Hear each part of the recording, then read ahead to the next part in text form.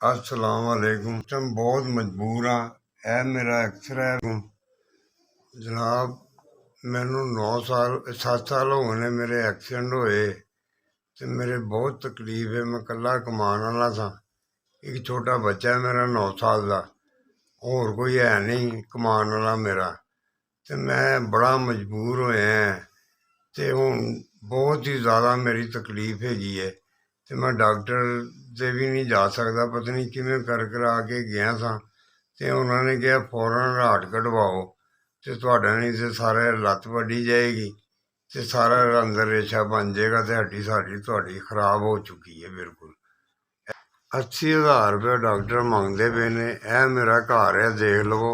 ते मेरी इन्नी औकात नहीं गी जेड़ा मैं 80,000 रुपया भरदा। ਭਾਵੇਂ ਅਸੀਂ ਗਰੀਬ ਲੋਕ ਆ।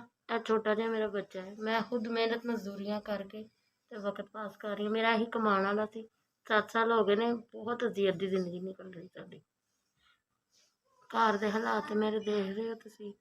ਮੈਂ ਪਤਾ ਨਹੀਂ ਕਿਸ ਤਰ੍ਹਾਂ ਮਜ਼ਦੂਰੀ ਕਰਕੇ ਤੇ ਵਕਤ ਪਾਸ ਕਰ ਰਹੀ ਹਾਂ। ਅੱਲਾ ਤੋਂ ਇਲਾਵਾ ਕੋਈ ਆਸਰਾ ਨਹੀਂ ਹੈ ਸਾਡਾ। ਬੜੀ ਮਿਹਰਬਾਨੀ, ਸਾਡੀ ਮਦਦ ਕੀਤੀ ਜਾਏ। ਕਮਾਉਣ ਵਾਲਾ ਮੰਜੀ ਤੇ ਵੇ, ਇੱਕ ਟਾਈਮ ਦੀ ਹੈ ਤੇ ਇੱਕ ਟਾਈਮ ਦੀ ਨਹੀਂ, ਇੰਝ ਗੁਜ਼ਾਰਾ ਕਰ ਰਹੇ ਹਾਂ। ਦੇ ਹਾਲਾਤ ਇਸ ਤਰ੍ਹਾਂ ਦੇ ਨੇ ਕਿ ਮੈਂ ਬੱਚੇ ਨੂੰ ਵੀ ਸਕੂਲੋਂ ਹਟਾ ਦਿੱਤਾ ਹੈ। ਇੱਕ ਟਾਈਮ ਦਾ ਨਾਸ਼ਤਾ ਵੀ ਨਹੀਂ ਹੁੰਦਾ ਕਿ ਮੈਨੂੰ ਕਰਵਾ ਕੇ ਭੇਜ ਦੇਵਾਂ। ਕਮਾਉਣ ਵਾਲਾ ਮੰਜੀ ਤੇ ਉਹਨੇ ਹੀ ਕਰਨਾ ਸੀ। ਜਿਹੜੀ ਮੈਂ ਮਜ਼ਦੂਰੀ ਕਰਨੀ ਆ, ਮੈਂ ਦਵਾਈ ਦਾਰੂ ਉਹਦਾ ਜਿਹੜਾ ਹੋਵੇ ਮੈਂ ਕਰ ਲੈਂਦੀ ਹਾਂ। ਇਹ ਹਾਲਾਤ ਨੇ ਘਰ ਦੇ ਹਾਲਾਤ ਤੇ ਮਿਹਰਬਾਨੀ ਸਾਡੀ ਮਦਦ ਕਰੋ।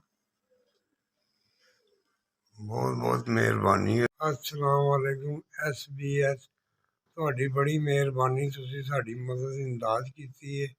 ਬਹੁਤ ਬਹੁਤ ਮਿਹਰਬਾਨੀ। ਅੱਲਾਹ ਤਾਲਾ ਤੁਹਾਨੂੰ ਦਿੰਦਾ ਰਹੇ। ਤੁਸੀਂ ਲੋਕਾਂ ਦੀ ਇਸ ਤਰ੍ਹਾਂ ਇਮਦਾਦ ਮਦਦ ਕਰਦੇ ਰਹੋ।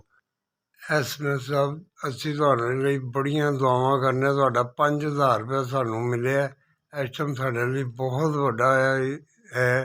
ਤੇ ਅੱਲਾਹ ਤਾਲਾ ਤੁਹਾਡੇ ਬੱਚਿਆਂ ਨੂੰ ਸਲਾਮਤ ਰੱਖੇ, ਤੁਹਾਨੂੰ ਜ਼ਿੰਦਗੀ ਦੇਵੇ।